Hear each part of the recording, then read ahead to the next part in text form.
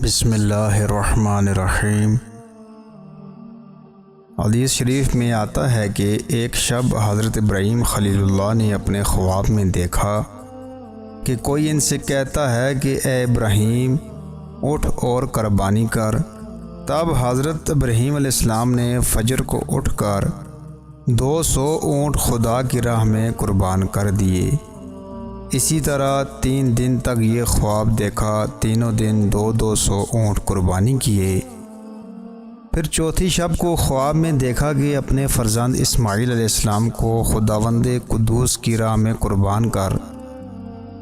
سبحان اللہ، سچ ہے کہ خواب پیغمبروں کا بمنزلہ وحی کے ہوتا ہے۔ ایک روز فجر کو نیند سے بیدار ہو کر حضرت سائرہ خاتون سے کہا کہ آج مجھ کو خواب میں حکم ہوا ہے کہ اپنے فرزند کو خدا کی راہ میں قربان کر دو، لہٰذا میں اس حکم خداوندی کو بجا لانے کو تیار ہوں۔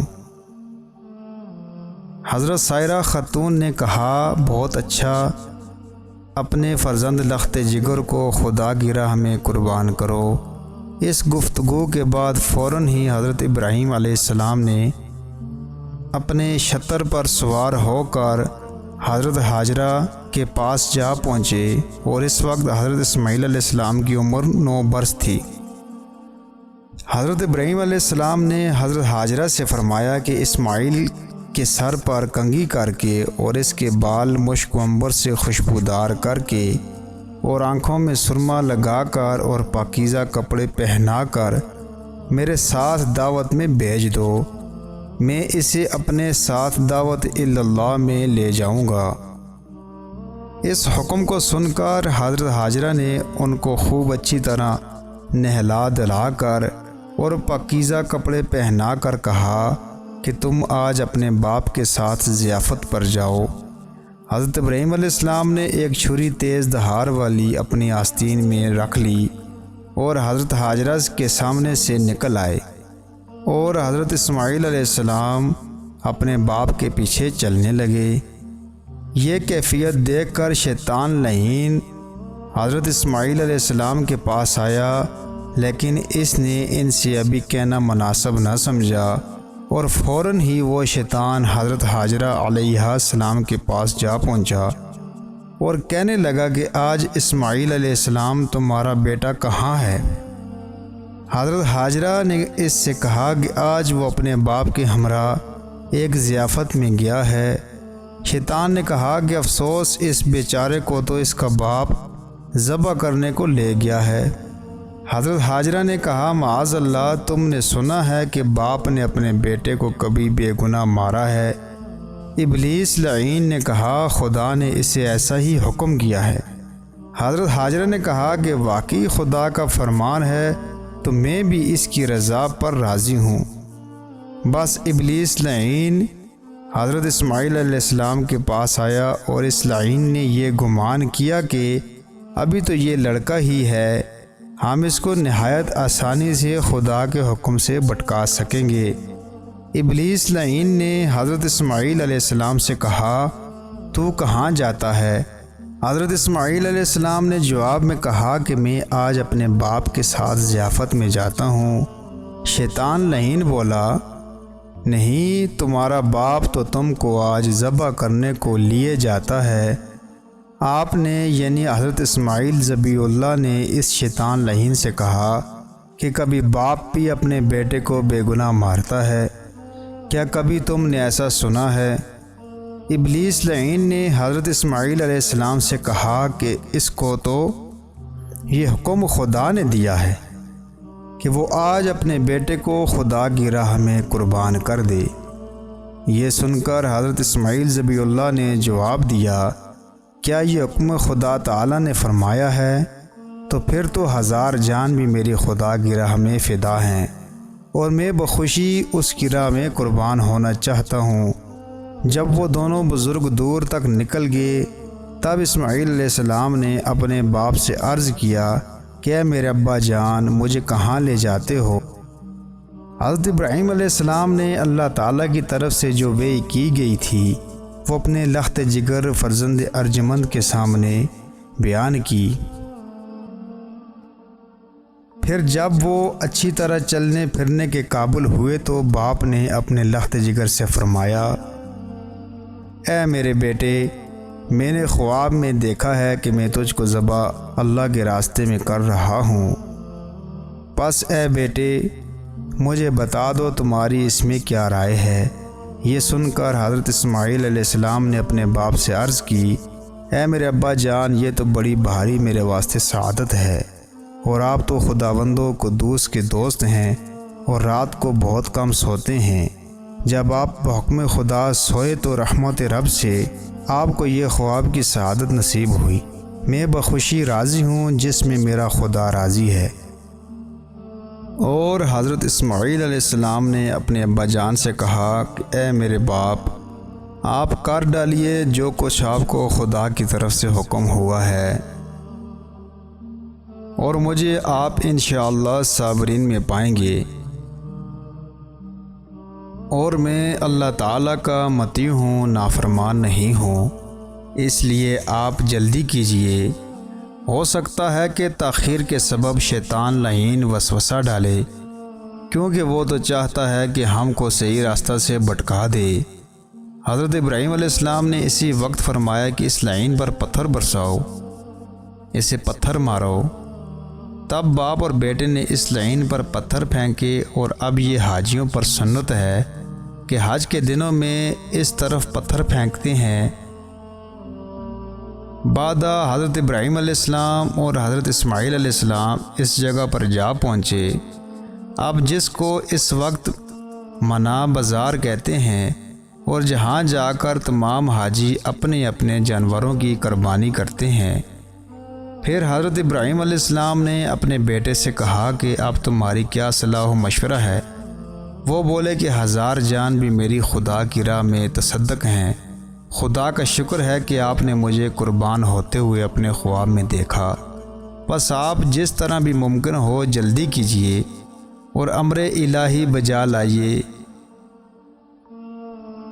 پھر جب دونوں حکم خداوندی پر راضی ہو گئے اور حضرت ابراہیم علیہ السلام نے اپنے لخت جگر کو زمین پر ماتھے کے بل پچھاڑا تاکہ بیٹے کا منہ سامنے نظر نہ آوے، محبت جوش نہ کرے اور حکم خداوندی میں کبھی کوتاہی نہ ہو، اور یہ بات در حقیقت بیٹے نے اپنے باپ کو سکھائی تاکہ میری قربانی کی فرمائش کی تکمیل ہو سکے اور میں خداوند قدوس کے یہاں مقبول ہو جاؤں۔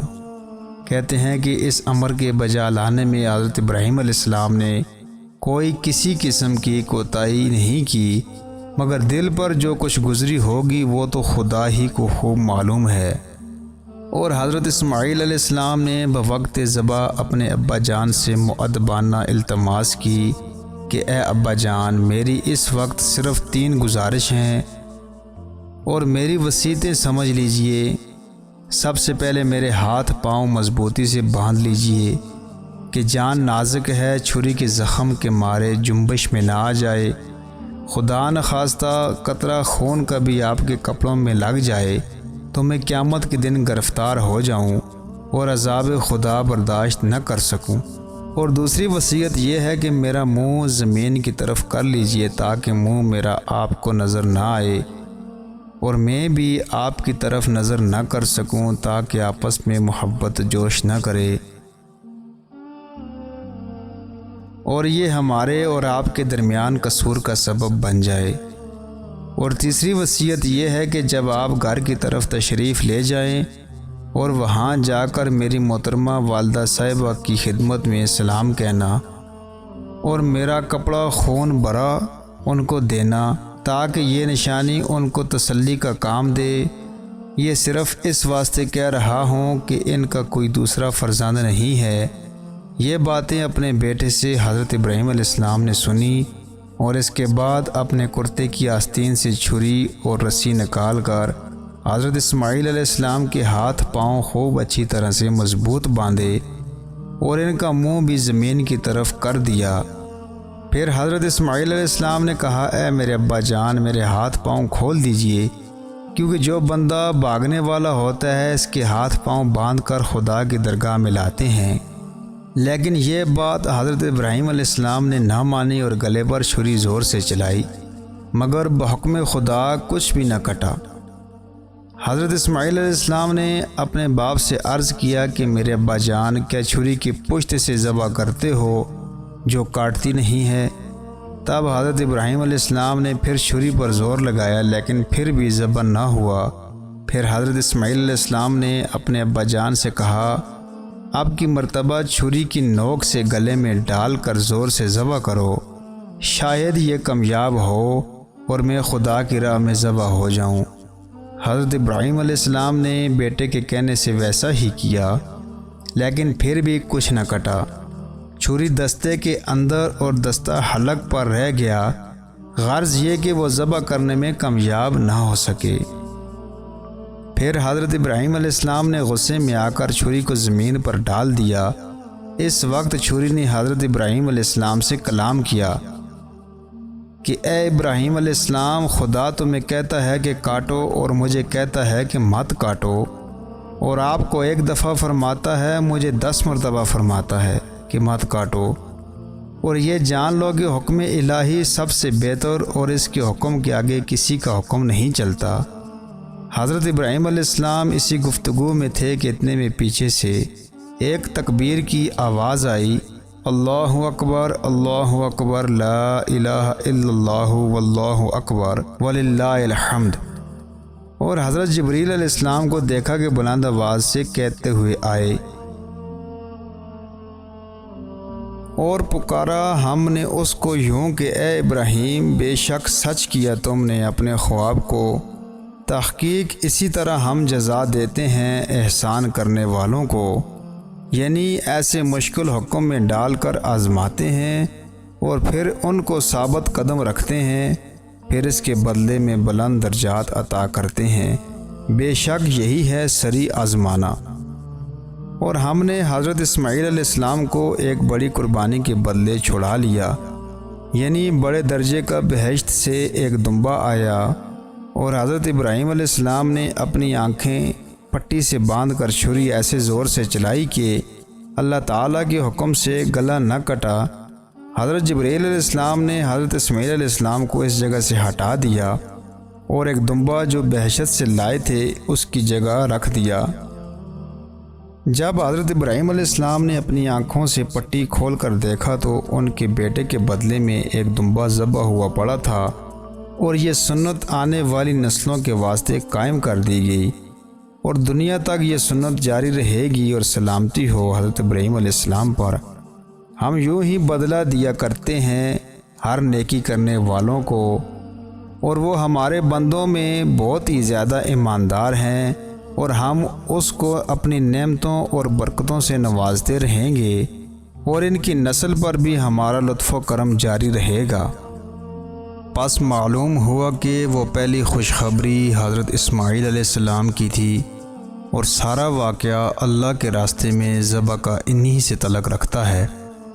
لیکن یہود کہتے ہیں کہ حضرت اسحاق علیہ السلام کو ذبح کیا گیا، اور یہ بات حقیقت کے خلاف ہے، کیونکہ حضرت اسحاق علیہ السلام کی خوشخبری کے ساتھ حضرت یعقوب علیہ السلام کی بھی خوشخبری ہے، اور ایک روایت میں ہے کہ حضرت ابراہیم علیہ السلام کے دونوں بیٹوں سے اولاد بہت پھیلی، اور یہ بھی معلوم ہونا چاہیے کہ حضرت اسحاق علیہ السلام کی اولاد سے بنی اسرائیل میں نبی کثرت سے آتے رہے، اور حضرت اسماعیل علیہ السلام کی اولاد سے ملک عرب میں نبی آتے رہے، اور آخری نبی حضرت محمد مصطفیٰ صلی اللہ علیہ وسلم بھی آپ کی اولاد سے تعلق رکھتے ہیں، اور کہتے ہیں کہ حق تعالی شانہ نے اس قربانی عظیمہ کے بدلے میں ایک دمبا ابلق و فربا اور تندرست و توانا جنت سے بھیجا تھا، اور بعضوں نے کہا کہ اس دمبے کو حابیل نے بھی قربان کیا تھا۔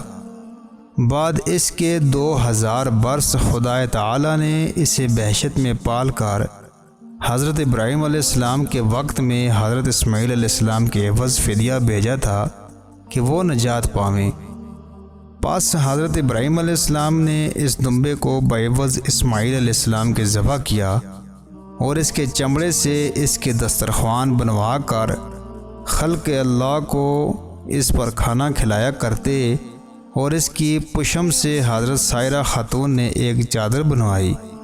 حضرت ابراہیم علیہ السلام نے اس چادر کو سکینہ کے تابوت میں رکھ دیا۔ ایک دن حضرت جبرائیل علیہ السلام اس تابوت کو لے کر رسول خدا صلی اللہ علیہ وسلم کے پاس آئے، اور وہ حضور اقدس صلی اللہ علیہ وسلم نے حضرت امیر المومنین عمر ابن خطاب کو عنایت فرمایا تاکہ اس کا خرقہ بنا کر پہنے، اور وہ خرقہ حضرت عمر رضی اللہ تعالیٰ عنہ کے پاس زندگانی بھر رہا، اور وہ اس کو ہمیشہ پہنتے تھے تاکہ حضور اکرم صلی اللہ علیہ وسلم کے فرمان کی تعمیل ہو سکے، چونکہ وہ جانتے تھے کہ آخرت میں نجات کا دار و مدار حضور اکرم صلی اللہ علیہ وسلم کی اطاعت میں ہی ہے۔ اللہ تعالی ہم سب کو بھی حضور اکرم صلی اللہ علیہ وسلم کی اطاعت کا جذبہ و شوق عنایت فرمائے۔